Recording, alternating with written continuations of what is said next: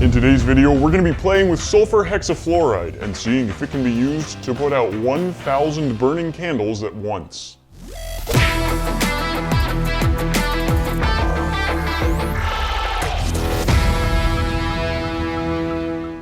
Hey guys, I'm Nate. And I'm Callie. This stuff is weird. Oh no. This is as high as I can make my voice go right now. In his video, Nick Uhas tried to put out 300 candles with sulfur hexafluoride. We're gonna try 1,000. Sulfur hexafluoride is a really dense gas that doesn't burn, and so you can use it to actually extinguish things that are burning. We currently have this tub full of sulfur hexafluoride, as demonstrated by this balloon, which is just full of normal breath air, which is now floating on the sulfur hexafluoride. Sulfur hexafluoride is between 5 and 6 times more dense than air, so balloons will float on it, and it should stay in this box. We're gonna play around with it for a little bit, and then we're gonna see if we can take what Nick did and scale it up a lot and put out 1,000 tea light candles at once. Here's the basic idea. Sulfur hexafluoride is a heavy gas that displaces oxygen and doesn't burn. So we think if we fill this container, we might be able to pour it out and put out 1,000 burning candles all at once. Now this stuff is most famously known as deep breath gas because when you breathe it in, because it's so much heavier than air, it does make the sound coming from your vocal cords sound much deeper. I have no idea what you're talking about. It can be a pretty drastic change. This isn't a helium balloon. In normal air, it just falls to the ground or the table like normal. Gets you a little bit lightheaded, kind of like helium. It displaces air, including air in your lungs. It's so much heavier that normal air won't push it out, so you really have to breathe in and out a lot to get it out of your body, otherwise you're just gonna start getting lightheaded. So yeah, balloon just falls to the desk normally, other than the fact that it's like got static electricity and it's sticking to my hand a little bit, but once you really let go of it, it falls. But if you let go of it in the sulfur hexafluoride, it's floating on the gas there. Got this little foil scoop here, and currently it's just full of normal air. Doesn't do anything to a candle, but I carefully scoop up some completely invisible sulfur hexafluoride, puts it out immediately.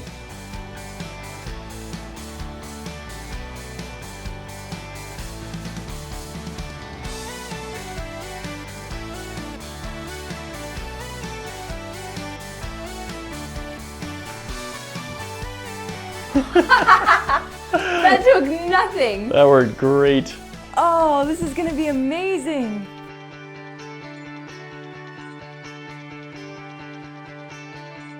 I mean, we do have several flamethrowers, which hopefully will make it so it doesn't take so long to light them all when we're ready to do the actual burn.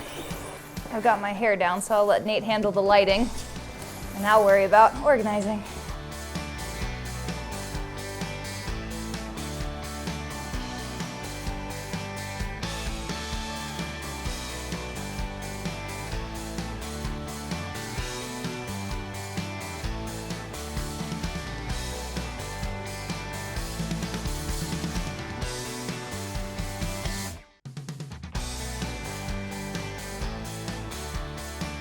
Guys, we've now got 1,000 candles on the workbench. I actually didn't think it was gonna fit, but they did. We've got 28 candles going this direction, and then we've got 35 going to here. That's the complete rows, and then in our 36th row, we've got another 20. So we've got 980 in the grid, plus 20 more, that's 1,000 total candles. So before we light them, what we're gonna do is add a barrier. We're gonna take some foam core and just tape it to the sides of the workbench so it goes up above the level of the candles, and that way, any sulfur hexafluoride pouring down won't just like run off the table, should stay contained and make sure everything gets put out the way it should. Guys, today's the last day to get these 2 t-shirts in our store for only $19.99. Get yours now. Click the link in the description below.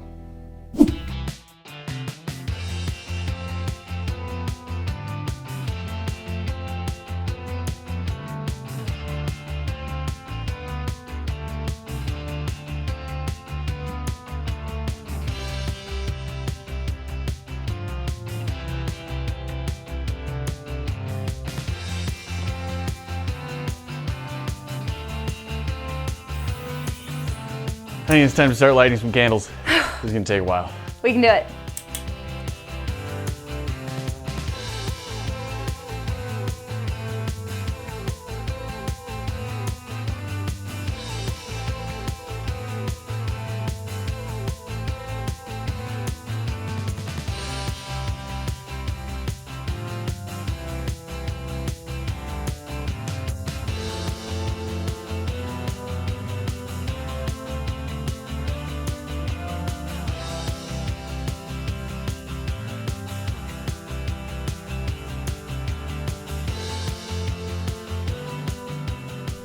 Stay on the, there's Got it. so many going out. It's okay, it's okay. I'm gonna keep lighting, you start pouring. Try the blowtorch. Oh my gosh, it's like a furnace putting my arm over it, just trying to light the ones in the middle. There's like more out than lit now. Go, go, go.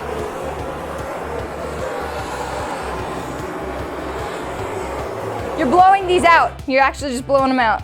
We don't have a backup plan. This was the backup plan. Let's just pour it on. 3, 2, 1.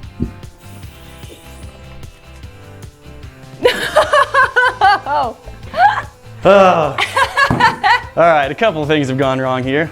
Oh my gosh, I can't breathe. Well, it didn't go the way we planned, but there's a few more things that we can try that should make it pretty cool. There was a lot of heat coming off those candles, enough that the candles in the middle just completely liquefied. And when that happened, a lot of the wicks started to curl over and they actually got submerged in the wax and stopped burning. Doesn't matter how many times you try and pull those out, there's enough heat radiating off of this that we couldn't fix it all fast enough. And combine the wicks being partially submerged, even like that, they may be able to burn. Like this one here is barely exposed.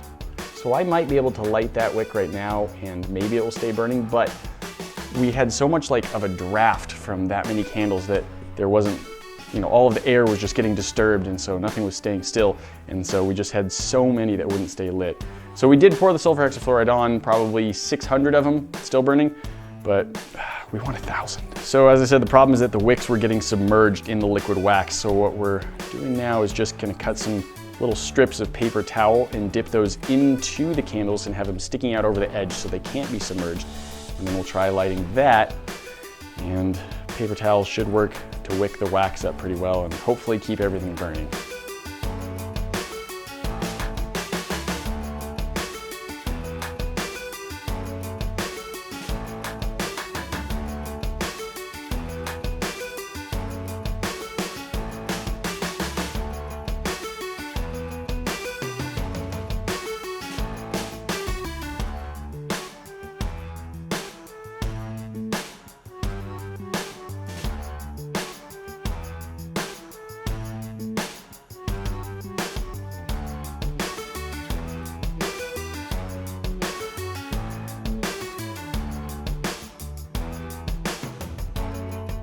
Okay, we lit the table on fire. So now this is a matter of, we really need this to work. 3, 2, 1.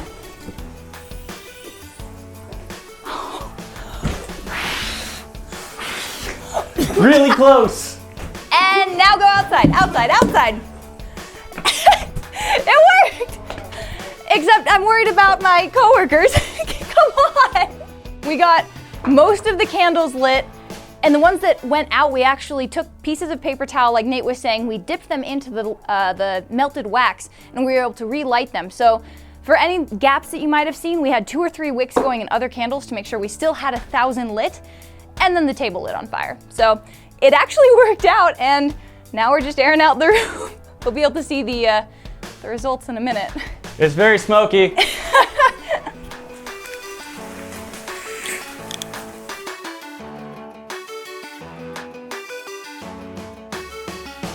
This was actually amazing, but you can actually see areas where we had a lot of overheating problems and we set the table on fire. Yeah. Yeah, that was a lot of heat.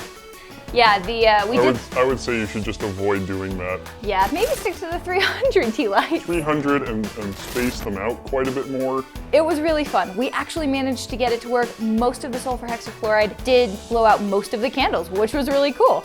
But then the smoke alarms went off. Yeah, thanks for the idea, Nick. Guys, today is the last day of our sale. You can get both of these shirts for $19.99 each. Get your own by clicking that link in the description below.